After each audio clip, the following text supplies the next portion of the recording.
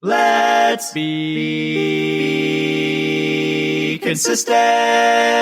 Welcome to the Key to Consistency. I am your host, Rakia Collins, and on today's episode, we are going to be exploring the relationship between consistency and forgiveness and how these two have such a profound relationship. Ultimately, I'm not going to pretend with you guys. We all know forgiveness is very hard. It is not easy, especially when you feel like you've been wronged or you've done nothing wrong. You know, we all hear these cliche sayings like forgiveness is for you, not for the other person. And I'm here to tell you that it is very true. We will dive today into how forgiveness can truly bring inner peace. What is the essence of forgiveness and really why some of us have struggled really with forgiving people. And I am raising my hand on that one as well, guys. It has been a struggle for me to learn the art of forgiveness because it really is an art to be able to forgive people, especially when you think that you are the one in the wrong and they owe you an apology.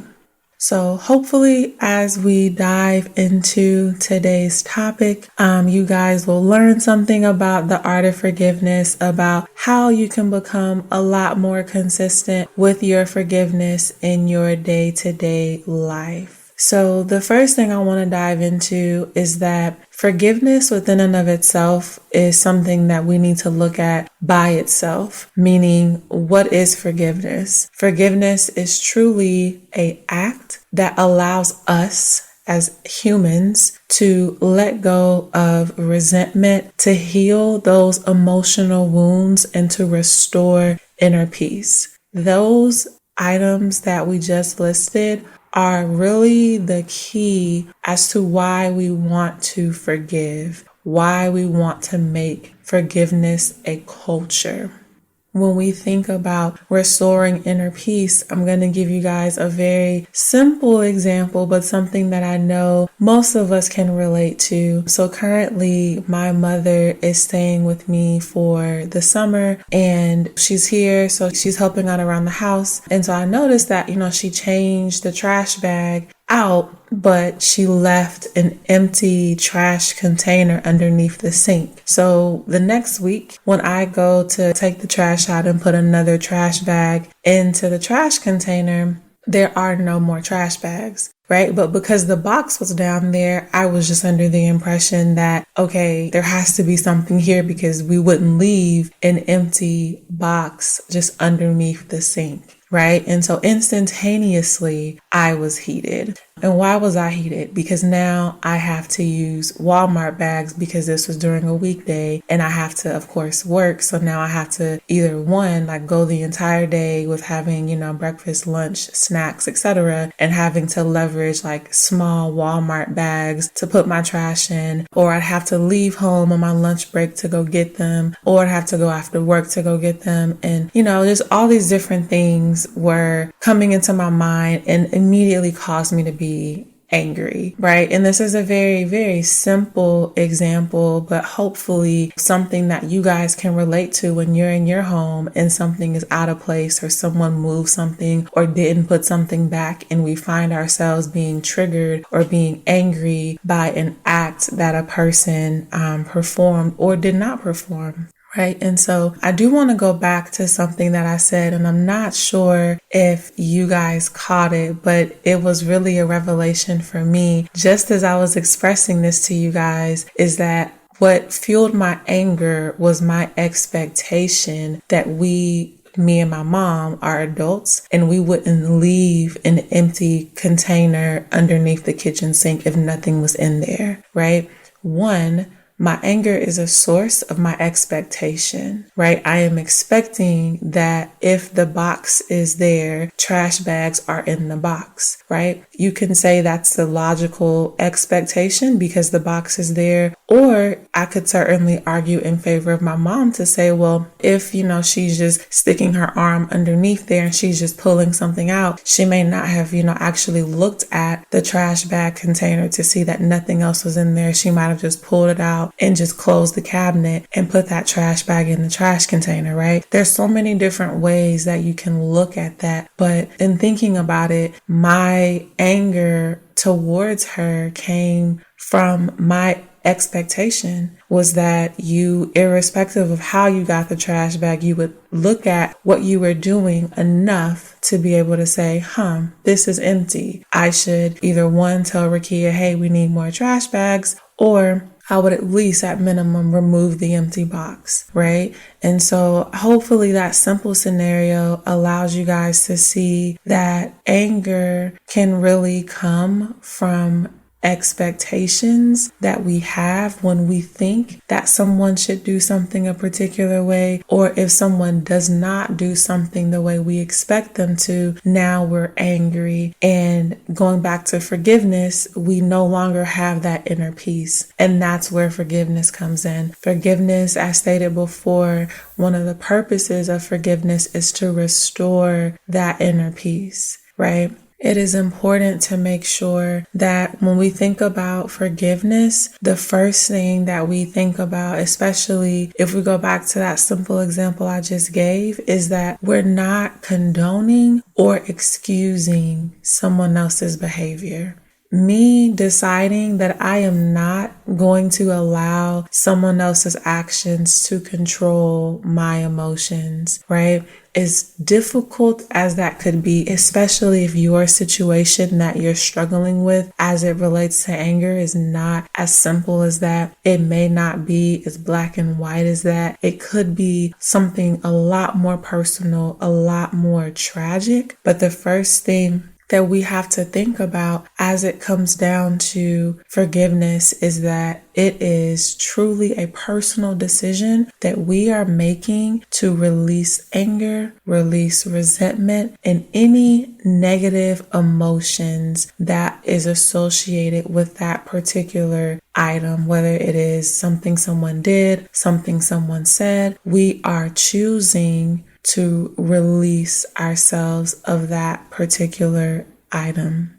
It is so important that we do that because when we decide that as humans, we're going to embrace empathy, we're going to embrace compassion, and we're going to just have a strong rooted desire to heal ourselves internally and to really help. And we have a desire to help and to heal others as well. Sometimes I say others because depending on your situation, some people may be seeking your forgiveness, and your forgiveness could be the key for them to feel like, okay, I can breathe about this situation. I did this person wrong. I feel so bad and they won't forgive me. Do not use your forgiveness as a way to hold someone else hostage. Now, it is an entirely different podcast episode to kind of walk through why your forgiveness is being held as the master key to them being able to kind of let go. But that again is a different podcast. We're not going to go down that rabbit hole, but it is important to know that forgiveness helps us heal ourselves and it also helps us heal others. So I would just encourage you to really take time to reflect about some of the things that have happened in your past, right? Some of the grudges that you may be holding on to. And I don't want you to think that I'm telling you to go back in your past and dig some things up. But let me tell you, as humans, when you think throughout the day, we think 60 to 70,000 thoughts a day. Of those thoughts, if you find that you are naturally coming back to your spouse left the toilet seat up, or your kids didn't clean their room, or whatever you are holding on to that just naturally comes back to your mind, that is a grudge. That is something that consciously or unconsciously you are holding on to. And I would encourage you to write that down. Once you write that thing down, make sure that you make a decision to also write down the negative emotions that you associate with that. And for forgiveness, similar to our earlier episode around anger, don't just say that you're going to forgive them because it made you angry. What did it really make you feel? Were you disappointed in the fact that your children didn't clean up their room after you asked them? Were you hurt that your spouse said what they said to you? I would encourage you to, again, kind of Google an anger iceberg and try to dig beneath the surface of that iceberg. Try to understand, what other emotions am I feeling? Am I really feeling outside of just saying that I was angry and I'm going to just choose to forgive this person? When we say that we're angry, anger and saying that you're mad or you're pissed at someone, that is really like pressing the easy button in the situation, right? It is not like being able to say, you know what, I am upset because what you said hurt me, or it just simply made me feel like I couldn't trust you, right? Dig deeper into your emotions to really begin to explore, how are you truly feeling, and be able to express those emotions. When you are forgiving someone, there is a level of vulnerability that comes out of authentic forgiveness. So it is important to make sure that we're not afraid to truly express ourselves and truly express how we're feeling as it relates to forgiveness. Today's episode is brought to you by the merch shop at thekeytoconsistency.com. I would encourage you to visit our merch shop to see if there's anything that piques your interest. One of the easiest ways to be consistent is to be visually reminded that you are on a mission. You are going to be consistent. So whether you pick up a phone case or you pick up a t-shirt, we have something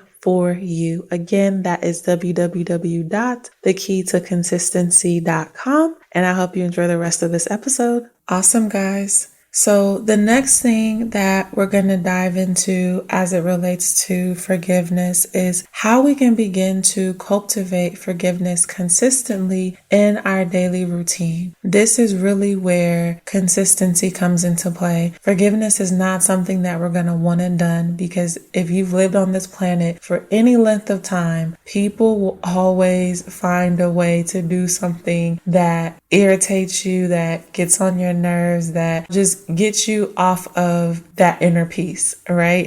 I think is the easiest way to put that. So, what do we do to cultivate forgiveness as something that we're going to strive to do every single day? Just as we engage in taking care of our physical health, just as we engage in making sure that we're eating the correct things from a dietary perspective every single day, we want to make sure that we are establishing those habits of nurturing our emotional well-being as well. We have to make it a commitment to let go of anything that happens, especially if you can say, in my example that I gave earlier, the trash bag incident, while it was an annoyance, it wasn't something that I should have let ruin my Monday or ruin my Tuesday or ruin my morning. Like, when you begin to really look at the things you're complaining about in the grand scheme of your day, like, is this really something that I need to continue to harbor or continue to hold on to?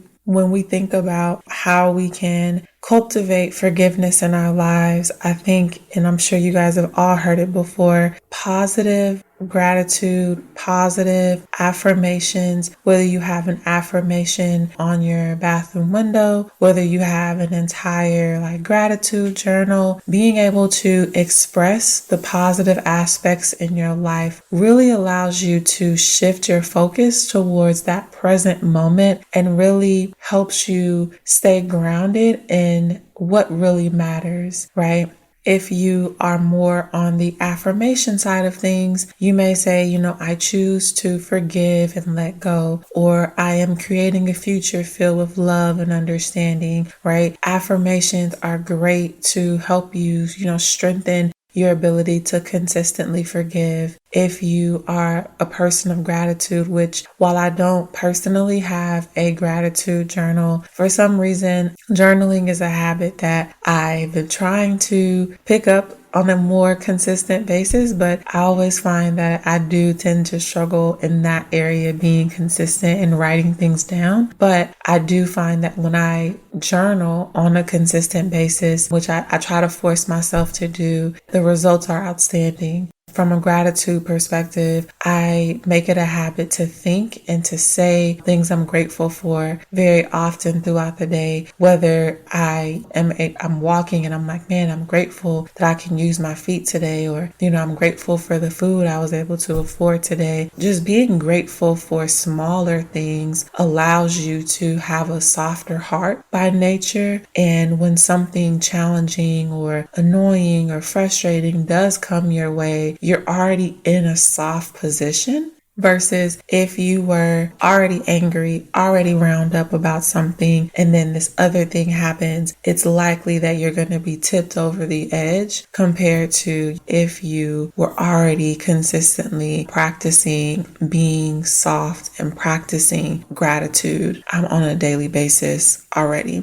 I guess one thing I personally found very interesting as it related to, your physical health and forgiveness.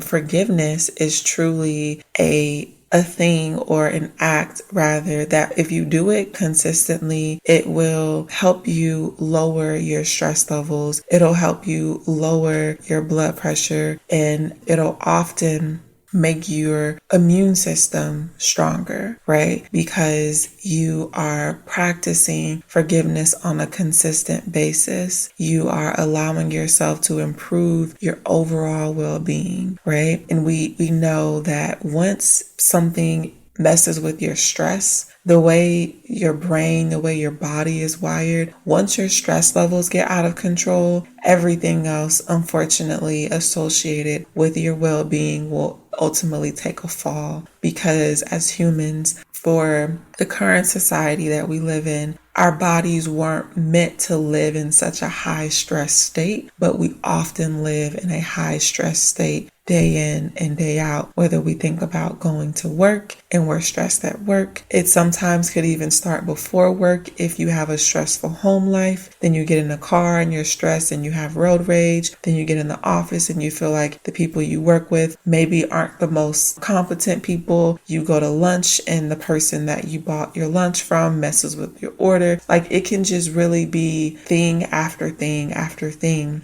And that ultimately could cause you to have higher stress levels. Well, forgiveness and being able to practice that on a consistent basis, as mentioned earlier, will really, really help your physical health. Ultimately, not even just your physical health, right? It all plays a role. Physical, mental, emotional well-being. It really increases your happiness level, helps reduce things like anxiety and depression, and really helps increase your overall self-esteem, because you're thinking positive thoughts, not just about yourself, but also about other people as well. You don't feel an emotional burden anymore as it relates to forgiveness, as it relates to other people. And what does that do, right? That means that when you constantly forgive other people and you're constantly not as uptight, quote unquote, if you, as you normally were, it's something that people who live in the same home with you, they will definitely be able to see the change in you easily. It'll make them want to be around you more, because you're not that person that, man, if I do one thing, this person's going to be upset, or they're going to yell, or it's going to just ruin everything, right? So those are just some of the benefits of making sure that when you think about why practicing forgiveness is important, we want to just make sure that we're doing it not just, again, for other people, but we're doing it for ourselves as well.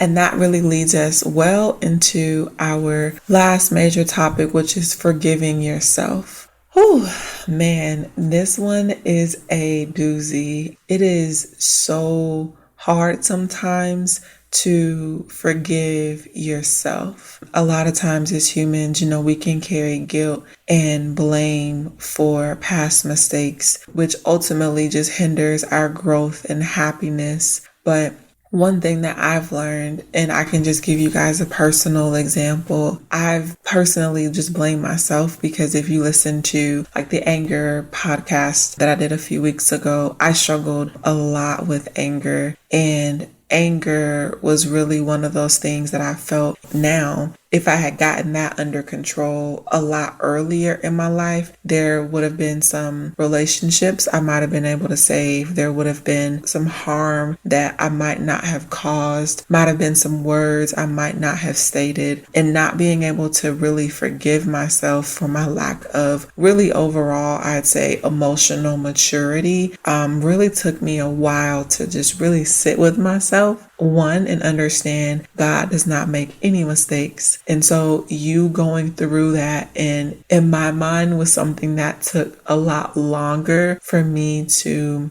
get better at. It was not a mistake. It was very, very intentional for me to be able to become the person that I am today, because while, yes, I've made some mistakes, looking back over life now, I can certainly connect the dots and say, well, if you didn't lose this while this situation was terrible, you certainly would not have gained X, Y, and Z, right? And so being able to consistently forgive yourself, whether you find that you think that you're a klutz and you constantly trip over things or you constantly fumble things, right? And people may know you as someone who is a klutzer who always messes something up. Listen, have forgiveness with yourself. Not forgiveness because of what other people say about you, but because you've heard those terms for so long, you've now ascribed to yourself what they've said about you. And you've merged someone else's identity or their way of viewing you to yourself as well. That is something you have to forgive yourself for. As humans, we are social creatures. And as much as we like to believe that other people's opinions don't matter to us, I'll say as humans, we have an easier time on a macro level of ignoring a stranger on social media than we do ignoring your aunt or your uncle or someone who you're related to, or a friend or someone that you know, right? It's a lot tougher to create a line between what they say versus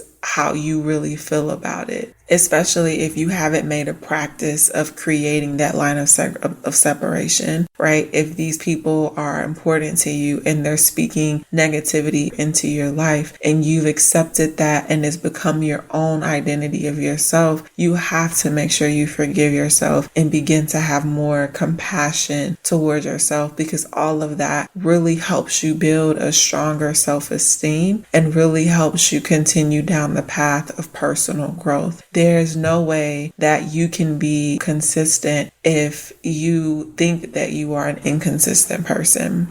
If because you procrastinate a lot, so you think, man, I'm just a procrastinator, but you're trying to break that habit, right? It's those simple things, like those simple I am phrases, if you will, that allow you to really see how you view yourself. This is related slightly to forgiveness, but more so related to the I am statement. In this revelation just hit me this week as I was reading the word, when God, of course, is talking to Moses, and Moses asked God, who do I tell Pharaoh? When Pharaoh says, who sends me? Who do I say? And God says, I am, right? And so this week, I've been a lot more cautious of what phrase I say after I am, right? And just to give a very practical example, when you introduce yourself, you say, hi, my name is Rakia Collins, and I am a manager at X, Y, and Z, or I am a senior analyst at whatever your company may be. And it's interesting that we use the phrase I am as if your job title is really all that you are. And so for me,